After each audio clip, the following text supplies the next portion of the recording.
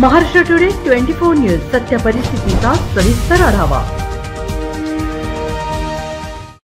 पन्हाळा तालुक्यातील कोलोली येथील रेश्माताई युवराज सावंत वरुटे यांची कोल्हापूर जिल्ह्यामध्ये शेतकऱ्यांच्या प्रश्नावर कार्यरत असणाऱ्या भूमिपुत्र शेतकरी संघटनेचा पन्हाळा तालुका महिला आघाडीच्या अध्यक्षपदी निवड नुकतीच करण्यात आली।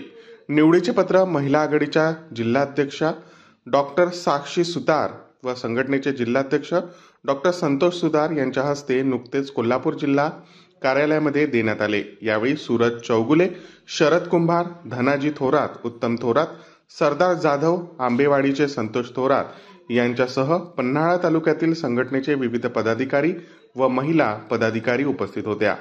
महाराष्ट्र टुडे मराठीसाठी ब्युरो रिपोर्ट किरण म्हसकर, कोल्हापूर।